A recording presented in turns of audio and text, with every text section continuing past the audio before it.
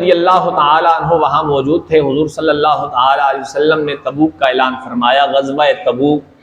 اس وقت مسلمانوں کے حالات بڑے نازک تھے، بڑی تنگ دستی تھی۔ حضور صلی اللہ تعالیٰ علیہ وسلم نے جب اپنے صحابہ کے درمیان یہ اعلان کیا کہ صحابہ اپنا مال اللہ تعالیٰ کی راہ میں پیش کرو کہ جنگ کی جائے، جہاد کیا جائے، تو سارے صحابہ کو برانگیخت کرنا کے لیے، یعنی کہ ان کو جوش دلانے کے لیے حضور صلی اللہ تعالی علیہ وسلم نے تقریر کی۔ تو حضرت عثمان غنی کھڑے ہوئے اور عرض کی، یا رسول اللہ صلی اللہ تعالی علیہ وسلم، میری جانب سے 100 اونٹ بما ساز و سامان کے میں اللہ تعالیٰ کی راہ میں پیش کرتا ہوں۔ اس کے بعد پھر رسول اللہ صلی اللہ تعالی علیہ وسلم نے دوبارہ اپنے صحابہ کو جوش دلانے کے لیے تقریر کی۔ تو پھر حضرت عثمان غنی دوبارہ کھڑے ہوئے، یا رسول اللہ صلی اللہ علیہ وسلم، میں 200 اونٹ بما ساز و سامان کے اللہ تعالیٰ کی راہ میں جہاد کے لیے پیش کرتا ہوں۔ تیسری مرتبہ پھر حضرت عثمان غنی رضی اللہ تعالیٰ عنہ دوبارہ کھڑے ہوئے اور عرض کی، یا رسول اللہ صلی اللہ علیہ وسلم، میں 300 اونٹ بما ساز و سامان کے ساتھ جہاد کے لیے اللہ تعالیٰ کی راہ میں پیش کرتا ہوں۔ اب یہ 200، 300، 100 اونٹ بما ساز و سامان کے، جنگی ساز و سامان کے، یہ پیش کرنا کوئی عام بات نہیں ہے۔ اللہ تعالیٰ نے حضرت عثمان غنی کو مال دیا تھا، لیکن حضرت عثمان غنی رضی اللہ تعالی عنہ کی سخاوت ایسی تھی کہ آپ نے اس مال کو بچا بچا کر چھپا کے نہیں رکھا، بلکہ رب دیتا رہا اور حضرت عثمان غنی اللہ تعالیٰ کی راہ میں قربان کرتے رہے۔ اب اسی طرح ہمیں یہاں سے یہ بھی سبق ملتا ہے کہ جب اللہ تعالیٰ ہمیں مال دے تو پھر اللہ تعالیٰ کی راہ میں دیتے ہوئے ہمیں کو ڈر خوف نہیں ہونا چاہیے، بلکہ جب انسان اللہ تعالیٰ کی راہ میں مال دیتا ہے تو اللہ تعالیٰ اس مال کو اور دگنا کر کے انسان کو عطا کرتا ہے۔ حضرت انس رضی اللہ تعالی عنہ سے روایت ہے کہ رسول اللہ صلی اللہ تعالی علیہ وسلم مقام حدیبیہ میں موجود تھے۔ اب حضور صلی اللہ تعالی علیہ وسلم اپنے صحابہ کے ساتھ چاہتے تھے کہ وہ جا کر مکہ میں طواف کریں، عمرہ کریں۔ تو اب مکہ میں چونکہ اس وقت مکہ فتح نہیں ہوا تھا، حضور صلی اللہ تعالی علیہ وسلم کے صحابہ حضور کے ساتھ موجود تھے۔ حضور صلی اللہ تعالی علیہ وسلم نے حضرت عثمان غنی کو بھیجا، فرمایا جاؤ عثمان، جا کر مکہ والوں کو یہ پیغام دو کہ ہمارے نبی و مختار صلی اللہ تعالی علیہ وسلم اور ان کے صحابہ مکہ کا طواف کرنا چاہتے ہیں، عمرہ کرنا چاہتے ہیں، تو لہٰذا ان کو جا کر یہ پیغام دو۔ اب حضور صلی اللہ تعالی وسلم کے حکم پر حضرت عثمان غنی مکہ آئے۔ عثمان غنی کو بھیجنے کی وجہ یہ تھی کیونکہ آپ قریش میں سے تھے، مکہ والوں کے ساتھ زیادہ آپ کے تعلقات تھے اور بڑے بڑے سرداروں کے درمیان آپ کا نام مشہور تھا، اسی لیے حضرت عثمان غنی کو حضور صلی اللہ تعالی علیہ وسلم نے بھیجا۔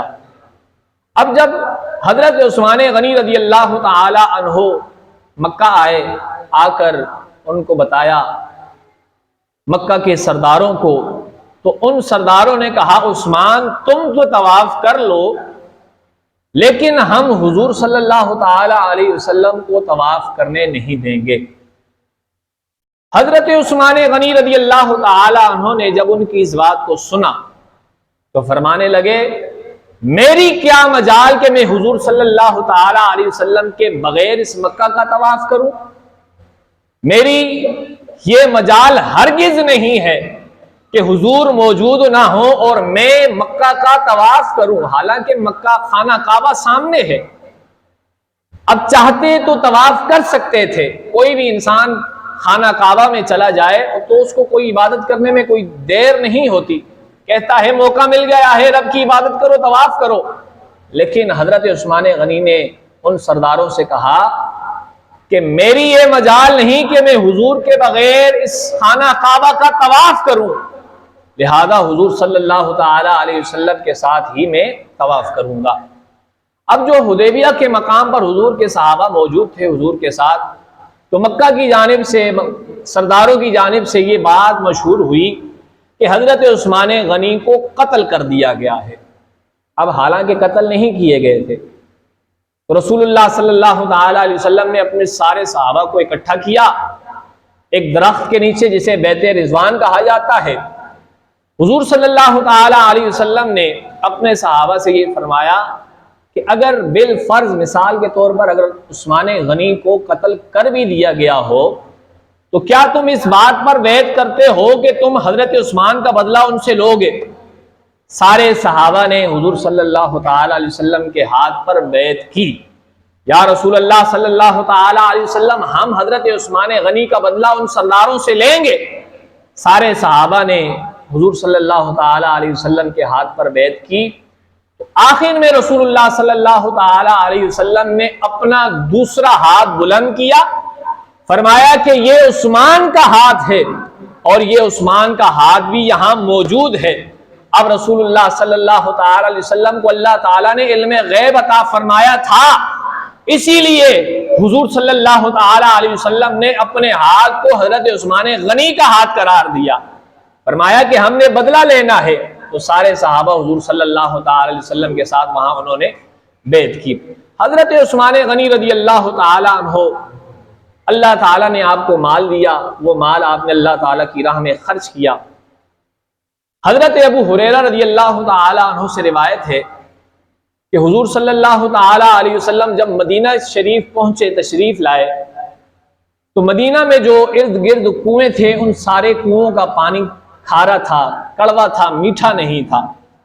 ایک ہی کنواں تھا جو مدینہ سے تقریباً 3 کلومیٹر کی دوری پر تھا، اور وہ ایک یہودی کا کنواں تھا، اس میں میٹھا پانی تھا۔ اب ظاہر ہے میٹھا پانی پینے کے لیے ہر انسان کی طلب ہوتی ہے، اور وہ یہودی مسلمانوں پر بڑا مہنگا پانی بیچا کرتا تھا۔